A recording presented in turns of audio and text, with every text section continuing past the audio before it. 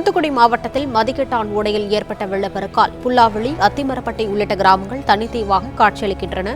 இதுகுறித்த கூடுதல் விவரங்களை செய்தியாளர் ராஜகுமரன் வழங்க கேட்கலாம். ராஜகுமரன், விவரங்களை சொல்லலாம்.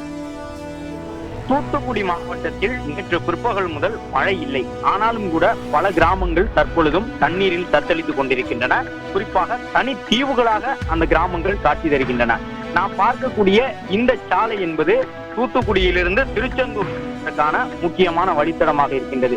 இந்த சாலையின் குறுக்காக செல்லக்கூடிய மதிகெட்டான் ஓடையின் வழியாக பெருக்கெடுத்து ஓடக்கூடிய வெள்ள நீர், காட்டாற்று வெள்ளம் என்றால் எவ்வளவு வீரியத்தோடு செல்லும் என்பதற்கு ஒரு அடையாளமாக தற்பொழுது மதிகெட்டான் ஓடையில் தண்ணீர் ஆர்ப்பரித்து ஓடுகின்றது. இதன் காரணமாக அந்த ஓடையை ஒட்டி இருக்கக்கூடிய அத்திமரப்பட்டி, புல்லாவெளி உள்ளிட்ட கிராமங்கள் முழுவதுமாக தண்ணீரில் மூழ்கி இருக்கின்றன.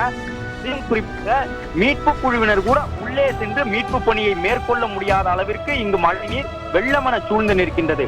தாமிரபரணி ஆற்றிலிருந்து வெளியேறி வரக்கூடிய உபரி நீர் ஒரு பக்கம், பல்வேறு நீர்நிலைகளில் இருந்து வெளியேறி வரக்கூடிய உபரி நீர் மறுபக்கம் என்று மதிகெட்டான் ஓடை முழுவதுமாக மழை வெள்ள நீர் சூழ்ந்து இப்பொழுது பெருக்கெடுத்து ஓடுவதன் காரணமாக சுற்றி இருக்கக்கூடிய 5க்கும் மேற்பட்ட கிராம மக்கள் தூத்துக்குடி திருச்செந்தூர் இடையிலான அந்த சாலை பகுதிக்கு கூட வர முடியாமல் தண்ணீரில் தத்தளித்துக் கொண்டிருக்கின்றார்கள். இந்த கிராமங்களில் வசிக்கக்கூடிய மக்கள் பெரும்பாலும் கால்நடை வளர்ப்பை தொழிலாக கொண்டிருப்பதாக கூறப்படுகின்றது. இந்த நிலையில் தான் அந்த மக்கள் தங்களுடைய கால்நடைகளும் மழை வெள்ள நீரில் அடித்து செல்லப்பட்டுள்ளதாக குறிப்பிடுகின்றனர்.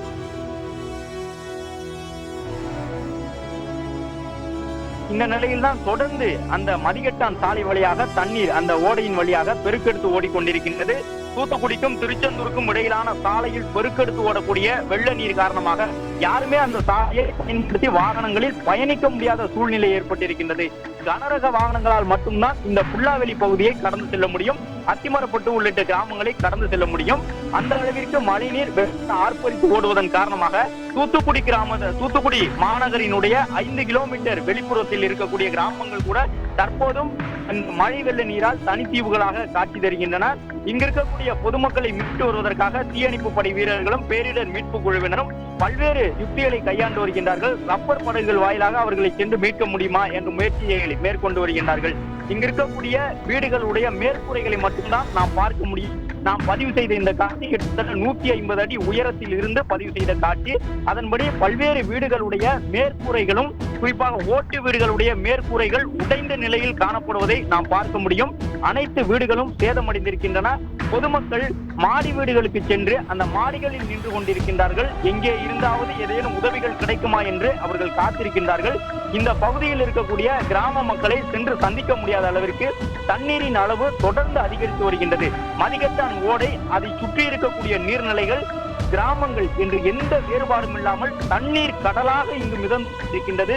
தூத்துக்குடியை விட்டு வெளியில் வரக்கூடியவர்கள் திருச்செந்தூருக்கு செல்ல வேண்டும் என்றால் இந்த மதிகெட்டான் ஓடையை கடக்க வேண்டும். ஆனால் இங்கு இருக்கக்கூடிய வெள்ள நீரின் காரணமாக இருசக்கர வாகனமோ, கார்களை போன்ற 4 சக்கர வாகனங்களோ உள்ளே சென்றால் தண்ணீரில் சிக்கிக் கொள்ளும். எனவே 10க்கும் மேற்பட்ட வாகனங்கள் தற்போது அளவில் அந்த தண்ணீரில் நின்று கொண்டிருக்கின்றன, வெளியேற முடியாமல். அதே நேரம் பல்வேறு வாகனங்கள் அந்த வழியாக வந்த நிலையில் அவையெல்லாம் மாற்று வழியில் செல்வதற்காக வெவ்வேறு இடங்களுக்கு தற்பொழுது அனுப்பி வைக்கப்பட்டிருக்கின்றன. குறிப்பாக இந்த 2 கிராமங்களிலும் இருக்கக்கூடியவர்கள், மதிகெட்டான் ஓடையை சுற்றி இருக்கக்கூடிய நீர்நிலைகளை, உப்பளங்களை கொண்டிருக்கக்கூடிய கிராமங்களும் தண்ணீரில் முழுவதுமாக மூழ்கி இருக்கின்றன. தூத்துக்குடி மாவட்டத்தை பொறுத்தவரை மழை பொழிவு நேற்று பிற்பகலுக்கு பிறகு இல்லை. ஆனாலும் தூத்துக்குடியில் நேற்று பிற்பகல் எந்த அளவுக்கு தண்ணீர் இருந்ததோ அதே அளவு தண்ணீர் தான் தற்பொழுதும் பல கிராமங்களில் தேங்கி நிற்கின்றது. ஏனென்றால் தூத்துக்குடி மாவட்டம் இயல்பாகவே திருநெல்வேலி மாவட்டத்தில் உருவாகக்கூடிய பல்வேறு ஆறுகளின், காட்டாறுகளின் வடிகாலாக இருக்கின்றது. இதன் காரணமாக தூத்துக்குடி மாவட்டத்தினுடைய வடபகுதி, விளாத்திக்குளம், கோயில்பட்டி உள்ளிட்ட பகுதிகளை தவிர மற்ற அனைத்து பகுதியிலும் தண்ணீர் தேங்கி நிற்கின்றது.